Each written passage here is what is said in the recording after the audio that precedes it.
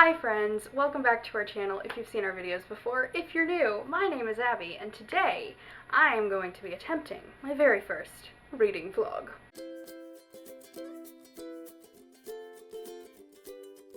I don't really have anything in particular that I'm doing that's interesting this week, but I just have a lot of reading to do.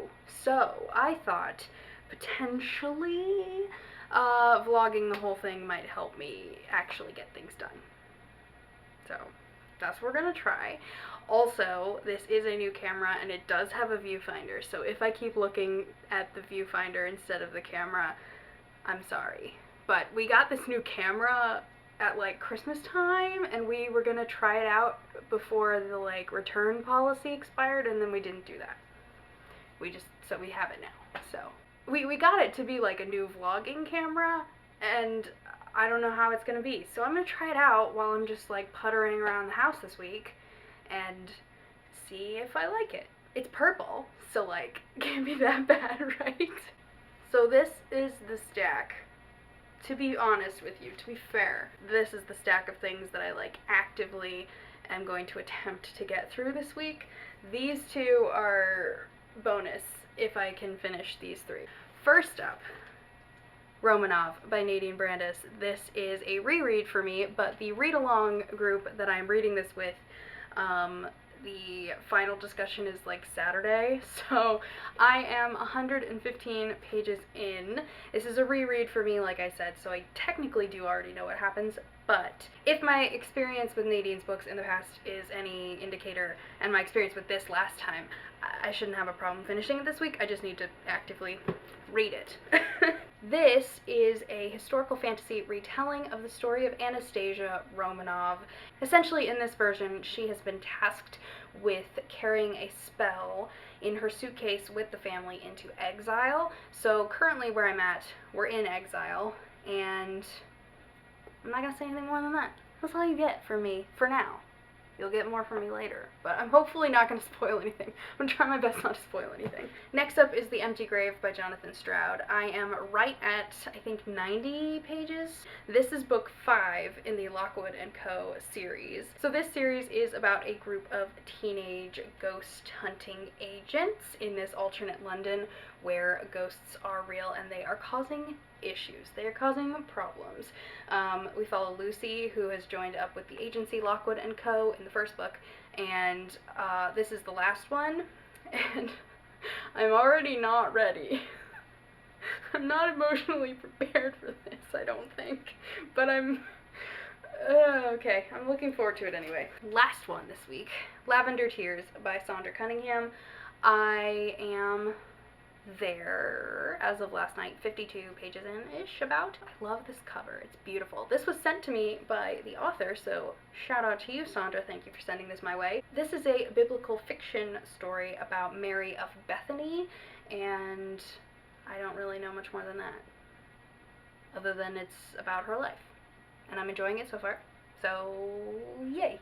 So these are the three that I need to read before the end of the week. These two need to go back to the library sometime soon. A Pocket Full of Murder by R.J. Anderson is a magical murder mystery, and I don't really know much more than that, and I don't really want to, other than I have wanted to read an R.J. Anderson for a while, and this one needs to go back to the library soon, so like I want to read it soon.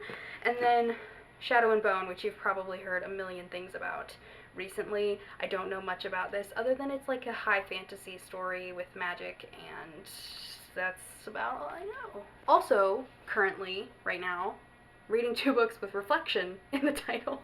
I just noticed that when I picked these up.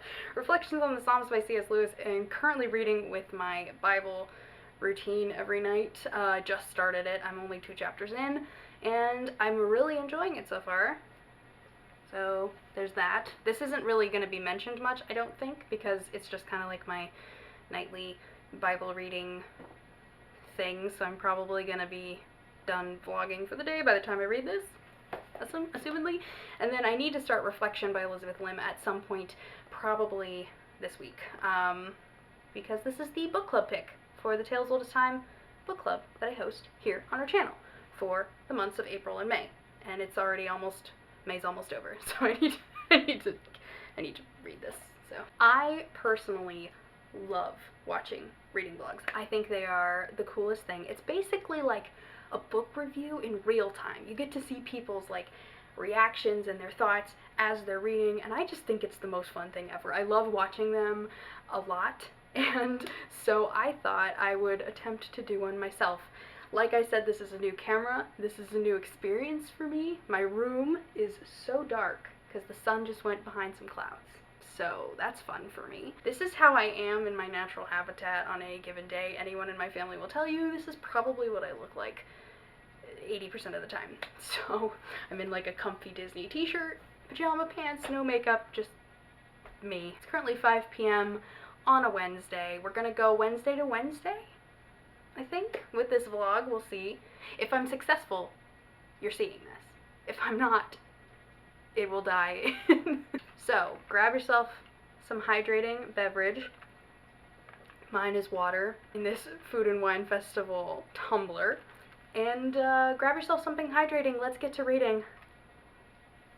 I think I'm going to start today with Romanov because I have a feeling, well, I know because I've already read this before, but I know some stuff is about to go down, so I think I should be able to read this fairly quickly. I'm going to go read this for an hour, and I will check back in with you.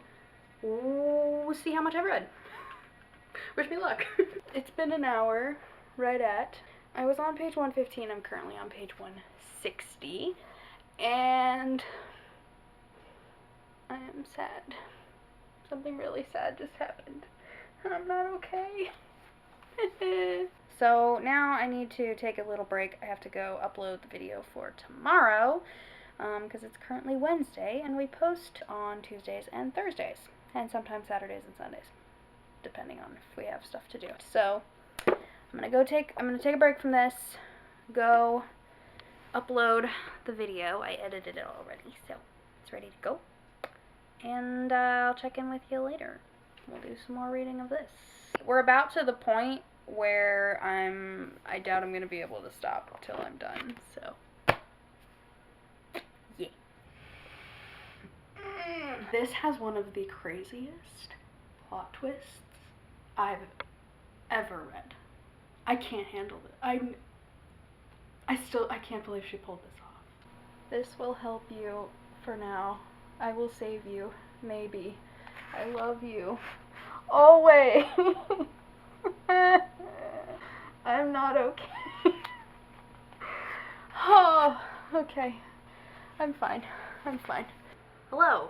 Welcome to Thursday. I have spent today getting the video up for today, which I will link up there if you haven't watched it. It's a pin unboxing. I thought it was pretty fun. And then the other thing I did today was finish Romanov. I love this book so much. So as I have said before, this is basically a historical fantasy retelling of the story of Anastasia Romanov, which, okay, I will be honest, if you're coming here looking for comparison as to the historical accuracy of this book, I can't help you. To be honest with you, the only real experience I have with the Russian Revolution and the Romanov situation is from the movie/musical Anastasia, this book, and the Royal Diaries about Anastasia, and when I studied Animal Farm by George Orwell in 9th grade English. That's the extent of my knowledge. So from a historical perspective, I really don't know what's accurate and what's not, but from a storytelling perspective and from a reader perspective, I can tell you this is excellent. The reread was honestly so bittersweet because I knew what was coming, and so I knew what was going to happen, and I'm still very sad. This book is very sad. Like, it's got a lot of happiness too. That's the thing that I had forgotten, I think, from last time, was how much I laughed. Like, it's very clever. There's a lot of very fun moments, very sweet moments, and that's kind of the whole point. There's a line at the beginning that's something along the lines of, that's what the good moments were for, was to hold on to when the bad moments come, and that's really what this whole story is kind of about, is when you go through hard things, still holding on to what's good and what you love and who you love. Yeah, I loved this so much. It gets 5 stars for me again, and I'm just emotional. This book pulls off one of the craziest plot twists I've ever seen done, and I still can't get over it. I don't know how she did it. And I don't want to spoil it because, like, I'm serious, it blew my mind the first time, and it kind of blew my mind this time too. Also, I forgot to mention in my breakdown of what I'm reading this week, I pretty much always have an audiobook going at any given time because I listen to audiobooks when I'm falling asleep. So currently, the one that I'm listening to is Between Jobs by W.R. Gingell. This is the first book in the City Between series, which I have heard nothing but incredible things about. I'm serious, like, so many of my bookish friends are obsessed with this series, and I really don't know that much about it. I think I'm just over 2 hours into the audiobook. I'm on chapter 5, I think. And I'm confused, but I'm having a good time. I think I'm enjoying it. We basically follow this character who is called Pet. We don't know her real name, and I somehow doubt we're ever gonna know her real name, or at least until, like, several books later. The 8th one, I think, in this series just came out, so yeah, I think there's going to be a lot of questions that are going to be left unanswered in this first one. But yeah, so Pet is alone in her house. I think she's 17, if I'm not mistaken, and she's been living alone since her parents died, and, like, kind of hiding in the house because she's technically not supposed to be there. But one day she wakes up and sees that her neighbor across the street has been murdered, and his body is, like, on his front lawn. It's really gross. The first chapter is, like, really gross. I didn't really enjoy the descriptions of that, but I kept going because I've heard so many good things. And basically these 3 strangers move into her parents' house. They don't technically know she's there, so she's been sneaking in and out, and they just discovered her at the point that I'm at. But one of them is a vampire, and the other 2 are fae, I think. It's an urban fantasy, which is very much out of my general comfort zone as far as books are concerned. I don't really read books about fae or vampires that often, but I've heard so many good things about this from so many of my friends who, like, only read, like, squeaky clean fiction, so I'm interested. I'm with it. I'm into it, I think. But I'm very confused. So I think today, for the rest of the day, or at least a good portion of the day, I do need to edit Hope's Plan With Me for Sunday at some point today or tomorrow. But I think for the rest of the today I'm gonna read The Empty Grave. I have a lot more questions than answers. That's for sure. This is book 5, so there's The Screaming Staircase, The Whispering Skull, The Hollow Boy, The Creeping Shadow, and then this one, The Empty Grave. So we follow first-person perspective from Lucy Carlyle, who is, I want to say, 14 to 16, somewhere in that range. It's never specified how old any of the Lockwood & Co. Agents are, but I want to say she's probably 14 or 16, judging by some, like, context clues that have been mentioned. So we've got Lucy, we've got Lockwood himself, who is probably between 14 and 16 as well, who is the owner of the company. He owns the house. He has a very mysterious past that I think we're going to unpack a lot of in this book. And then George, who is kind of like the brains of the operation. He does all the research. And then Holly, who is the secretary, and she's not technically an agent, and I think she's a little bit older than any of the others. All of the paperwork part of being an agency, where other bigger agencies have, like, adults to do that part. These guys have Holly. So, book 4 left me with a lot of questions. Book 4 was a wild ride, and yeah, these are my predictions as to what we're going to get answers on. Hopefully. Lockwood's family, the Whispering Skull, because I have a lot of questions about Skull, who's also kind of a character in here. So, Skull's, like, my favorite and least favorite part of this book. Fitz and Rotwell. I have a lot of questions about Fitz and Rotwell, who are, like, the big agencies, and super sketch. And, yeah. I think that's all. I think that's most of my predictions. Yeah, let's get to reading, because I have a lot of questions. Also, in other news, reading this book has just meant that a rumor in St. Petersburg from Anastasia the Musical has been stuck in my head for, like, a week now. And I only know, like, 2 lines, so the loop in my head has just been, for though the Tsar did not survive, one daughter may be still alive, da da da, the Princess Anastasia, but please do not repeat, oh, have you heard, there's a rumor in St. Petersburg. Now it's stuck in your head. You're welcome.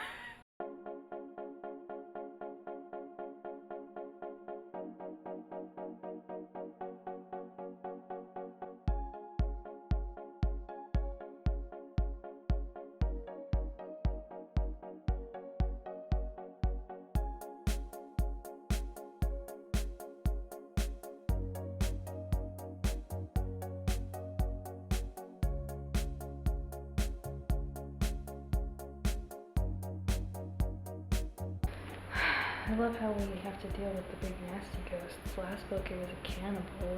This lady was a whole thing. Oof. Do not read these if you get queasy. Okay, update. It is currently 9 p.m. and I'm ready to get back into this. I read, I think, about 100 pages earlier, and I'm into part 3 now, so very exciting. One thing I will say, I am very worried because George keeps... Lucy's trying to talk to George, and he keeps saying things along the lines of, like, I'll tell you tomorrow, or we'll talk about it later. And I'm like, George, please stop saying that, because I have consumed enough murder mysteries to know that the person who says, I'll tell you tomorrow, isn't gonna see tomorrow. And part 3 is called The Body in the Street, I think. And so I'm stressed. Lockwood just said, George, you've worked wonders. I don't know what we'd do without you. George is gonna die. I can feel it. I'm not. Also, another observation. Literally every other agency has a colored blazer except Lockwood & Co. I mean, granted, I feel like Lockwood & Co. are doing most of the work in solving this problem. However, why don't we get a team color? They should have a team color. I don't know what it would be. There's only like 4 of them, but still. The lilac jackets of Grimble, the sky blue ones of Tamworth, the striped pink blazers of Mellencamp. Like, hello, I want a swag blazer of Lockwood & Co. colors. George isn't dead. Severely injured, but not dead. I will take severely injured over dead. Thank you, thank you. Hello, it is Saturday. Yesterday was Friday, and I did absolutely no reading whatsoever. I also did put the footage on my computer to take a look at it, though, and I've learned I need to back up. I'm real close to the camera, and I apologize for that. So today, I have to edit a video for tomorrow. Hope has a plan with me to go up, and then I'm going to read this. So I'm going to try and maybe not finish it, but at least get a good chunk of the way towards the end. Part 4 is called The Siege of Portland Row, and I'm not sure if I'm emotionally ready for this. Portland Row is where they live. It's the Lockwood & Co. headquarters, offices, and also their house. So I'm nervous, but I'm excited to... No, I'm just nervous. I was gonna try and say I'm not excited. I'm just nervous. Hi. It's Monday.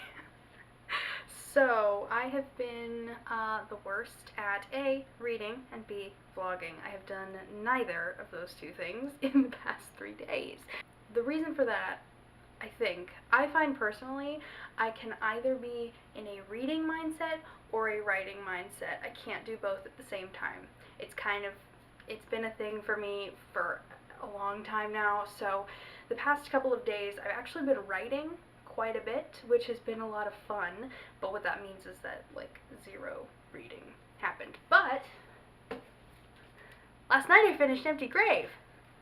Hey! So I read the last, like, 150-ish pages of this last night because I couldn't put it down. The ending was insane, but so much fun. I definitely highly recommend this series. One of the reviews that I saw for this book said something along the lines of, it's gonna make you want to go back and start the series all over again, and it's true, I do. I want to start the series all over again. I'm not going to, not for a while, but I thought it was a great finale. One of the interesting things about this is I feel like it was maybe less spooky. Like, a lot of spooky things still happened. We had one really creepy ghost at the beginning. The creepy carnival ghost. No thanks. But outside of that, like, we definitely had some spooky moments, but I feel like this book in particular was dealing a lot more with the living enemies rather than the dead ones, because the whole series had kind of been culminating to this moment where we have, like, the ultimate showdown with the people who've been causing issues throughout the series, which I was glad. We got a lot of answers. We got a lot of things to wrap up. I didn't cry because it was a lot less sad than I was anticipating. So I forgot to mention earlier, because it's kind of spoilery for the early books in the series, but Quill Kipps is 22, I think. He was an agent when he was younger, but since he's gotten older, his talents have kind of faded, and he and Lockwood have like this rivalry going on. So throughout the series, Kipps has always been kind of the butt of a lot of the jokes of the crew and stuff, but as the books have progressed, he's kind of become a frenemy in some ways. They formed kind of an alliance with one another as the series progressed, so he's also a major player in this book as well. Yeah, I really, really liked it though. I gave it 5 stars because I think Jonathan Stroud is just really great at writing characters and at keeping you on the edge of your seat. I couldn't put it down until I was done with it. It was just, there was a lot happening. It was crazy, okay? The ending was a little weird. It's a little out there, but I think it made sense. And I'm obsessed with basically like the way that this world works. Like, I want more stories in this world, and I don't think we're gonna ever get any, but like, I would read them if you wanted to make them. I know there's a short story that takes place, it's either between Whispering Skull and Hollow Boy or Hollow Boy and Creeping Shadow, so I'm gonna go back and read that. The Dagger in the Desk, I think is what it's called. So I'm gonna go back and read that because I'm not ready to leave them yet, but not today.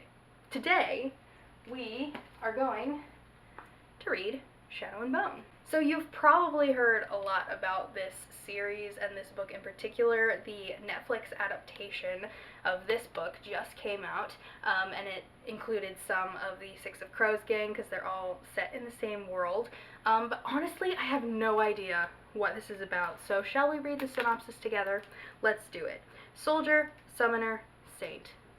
Interesting. Okay. Orphaned and expendable, Alina Starkov is a soldier who knows she may not survive her first trek across the Shadowfold, a swath of unnatural darkness crawling with monsters. Ooh.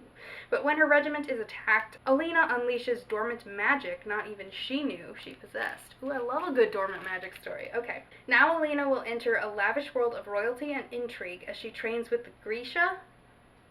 Grisha? I still don't know how it's said. That doesn't help. Cool map though. How cool is that? Not helpful in the pronunciation of everything, but I think it's Grisha, so we're gonna go with that. Okay, I'll watch the show and find out, and I'll let you know once I'm done reading this. She trains with the Grisha, her country's magical military elite, and falls under the spell of their notorious leader, the Darkling. Okay. He believes Alina can summon a force capable of destroying the Shadowfold and reuniting this war-ravaged country, but only if she can master her untamed gift. As the threat to the kingdom mounts and Alina unlocks the secrets of her past, she will make a dangerous discovery that could threaten all she loves and the very future of a nation. Bum bum bum bum. So it sounds like it's a pretty cut and dry YA fantasy. But I'm excited to check it out. So I've been meaning to read this for absolutely years, but now that the Netflix adaptation has dropped and everyone I know is watching and loving it, I figure it's time to finally catch up. I know I'm not the only one. Everybody's catching up on this right now. But yeah, so I'm going to go ahead and get started on this one. It has to go back to the library real soon, so I need to read real fast. But it's only like 350 pages, so hopefully it won't take me too long. First, though, I have to go edit a video for tomorrow, so that's on the docket for today. Let's go. Hello, friends, Romans, countrymen, lend me your ears while I tell you about my giant mistake that I made today. It's Tuesday, and I'm binging a book on here because, okay, let's back up. Last night, I was updating my planner because I have a lot of things to do today, and I wanted to make sure that I wrote them all down so I could remember to get them all done. As I flipped to the date for today, I had a moment of, oh no! I forgot, completely forgot, just straight out of my brain. I am part of a review tour for a new release that released today. Yay! And my review was supposed to go up yesterday, and it didn't, because I forgot, just completely and totally. It doesn't happen to me too often that I just completely forget about review copies that I have. I don't know how, it just right out my brain. So I'm reading it today. This is my boring Kindle. Hello. But I'm going to tell you about it because it's out in the world now, and if it interests you, you can go and check it out because it's available. This book is called Hope in the Dark by Hannah Wright. This is a Christian historical fiction story about a girl named Lizzie and a guy named Samuel. We follow Lizzie, who has recently moved with her family via covered wagon to Idaho, which is really fun. I don't think I've ever read a book set in Idaho, and it's really making me want to print out like a map of the US and like read a book from every state, like color in the states as I go. Because I think that would be a really cool, like, lifetime goal, is to read a book set in all 50 states. Like, I can think off the top of my head of several from, like, New York, California. I think I've read some in Texas, Hawaii, like that kind of thing. But Idaho, I feel like, is not one I've ever come across before. So, if you live in Idaho, or if you want to read a book set in Idaho, so far, I can recommend it. I'm about 50 pages in. We follow Lizzie. She and her family have moved to Idaho. She gets a job as the school teacher. Apparently, the last one left rather suddenly. So, they've been looking for a new teacher. She rolls into town and says, hey, I can teach kids, and becomes the teacher. Samuel works at the general store, and the general store owner, frankly, he's being super sketchy. So, I feel like there's going to be some sort of mystery or, like, suspense type vibe going forward, so I'm interested to see how that turns out. And Samuel and Lizzie are 100% gonna fall in love, and I'm here for it, because they're adorable so far. They've only just met, and I'm like, yay. Christian historical fiction is honestly something I don't read as much as maybe I should, because I do enjoy a good Christian historical romance, historical fiction, like, I just love it. And this one's really fun because they both have like big families with lots of siblings, so there's lots of sibling dynamics, which you guys know I love.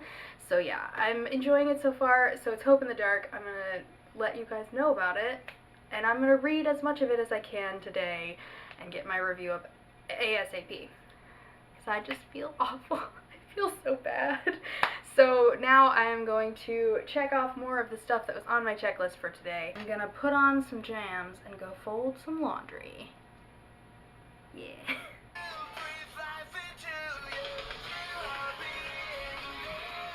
Hi, it's Wednesday.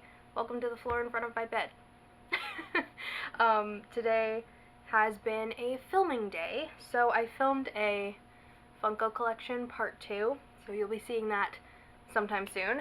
But now I have Funkos all over my floor, and their boxes are here, so I'm gonna put them all away, and while I do that, I'm gonna listen to the audiobook for Reflection, which is ironically getting reflected from the light. This is the Tale as Old as Time book club pick for April and May, and I just started yesterday. I know, I'm behind. I got pretty far, actually. I got to about page 50.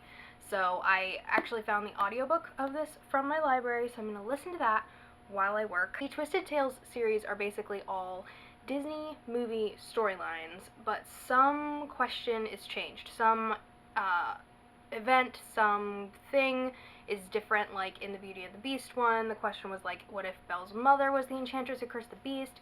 Or the Frozen one was like, what if after the magic explosion of Elsa when she was very young, what if Anna was sent away to live with a different family? And it's like all those kinds of questions. And this one, the event that changes is the moment when, it's been a long time since I've seen Mulan, so I think I'm remembering this correctly, where Shan Yu is attacking Shang and Mulan jumps in front of him, and that's the injury that forces her to reveal herself as a woman, if I'm remembering correctly. But in this version, Shang jumped in front of Ping, or Mulan, and took the wound himself. So currently he is not in a great state, and I think he's going to die, question mark? From what I understand, she's going to the underworld to save his soul. So I don't know, I haven't gotten that far, but I'm gonna listen to the audiobook and put Pops away, and yeah. So that's what I'm doing now. I am the guardian of the Lee family, responsible for aiding every Lee hero for over 20 generations. So you're here to help Shang? Gee, she frowned. You didn't expect to do it alone, did you? He squinted at her, then sniffed with disdain. No wonder the General sent for me. You're punier than I expected. Small and unpunctual. Two worrisome traits in a soldier. It's been several hours. I basically vacuumed my entire bedroom, dusted everything, put new sheets on my bed, and listened to the Reflection audiobook while I did it, not the vacuuming part, because I couldn't hear it. So I believe I am here-ish. So about page 60. So not as fast as I would like to be going, but that's okay. I didn't really have much time for reading today, but overall I had a very productive day, so I'm really not complaining. This is okay. I got really confused because I was flipping to see how many pages are in this book, and it said that the chapter name was Scuttle. It's because it's a preview of The Little Mermaid. Goes to jail. I was very confused there for a minute. I was like, Scuttle's not in Mulan. What is he doing here? It's because that's the wrong page. Okay, right now I am uploading the video for tomorrow. So yeah, I need to go finish that up. Tomorrow will be a video editing day, but hopefully I can get more reading done on this along the way. And also I need to post the poll for the next book tomorrow. That has to happen. Don't let me forget. But yeah, I think I'm gonna wrap up this reading vlog tomorrow, even though I said I'd go Wednesday to Wednesday. It's technically gonna be Wednesday to Thursday, because I'm probably gonna get some more reading done now while waiting for the video to finish uploading and stuff. So I will catch you up tomorrow, and we will recap everything that I read, and yeah, I'll see you tomorrow. Bye. Alright, my friends, it is Friday. I know I said I was going to wrap this up yesterday, but it was a really busy day and I didn't get the chance, so I'm doing it now. It's Friday. We've had not the most successful week of reading, but not the worst I've ever had either, so we'll take it for the win. So these are the books that I ended up actually reading out of this week. I finished these two in the back and got part of the way through the top two, and then also Hope in the Dark and Between Jobs. Those also got some progress this week. Quick recap, because I've already talked about these a lot. Romanov by Nadine Brandes, 5 stars, loved it. I will say, I didn't mention earlier, but I want to just say, trigger warning on this book for loss of family members, specifically violent loss of family. If that's something that bothers you, you might not want to pick this one up. It's a big plot point in here, so just be safe, be aware. This one's not great if that bothers you. The Empty Grave, 5 stars. I can't believe this series is over. I'm so sad, but I loved it so much. Ghosts, spookiness, coolest aesthetic ever. And then these two I'm currently making my way through. Reflection by Elizabeth Lim. I am currently on page 104, chapter 10, and I am very much enjoying it so far. We're with Mulan. She's in the underworld and she's going after Shang. So very exciting times for this. Shadow and Bone I started in earnest yesterday because it has to go back to the library in 2 days. I'm not stressed. Not stressed at all. I am 84 pages in. So far I'm enjoying it, and yeah, I don't have many thoughts yet because not really much has happened. The first big thing happened, but I don't know what it means, so I don't have thoughts on it. Between Jobs, I am still very confused. Don't understand any of what's happening, and I've kind of put it down for the moment so that I can listen to this on audiobook instead, so I don't have many further thoughts than what I said earlier. Hope in the Dark, I am 115 pages in, somewhere thereabouts, and I'm really enjoying it so far, so I recommend it so far.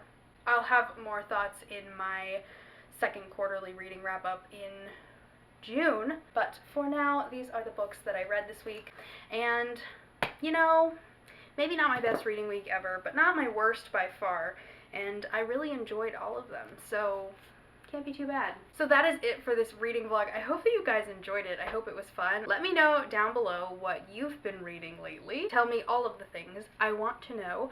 Also, should I do more reading vlogs in the future? I feel like this was very much a learning experience, and I feel like I'm going to take what I learned from this first one and try to make the next ones better. Mainly lighting, and also standing farther away, because this camera has issues focusing up close.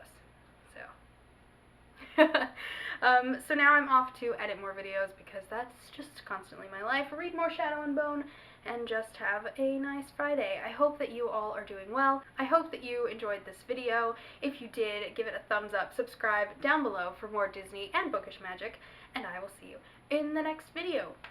Bye!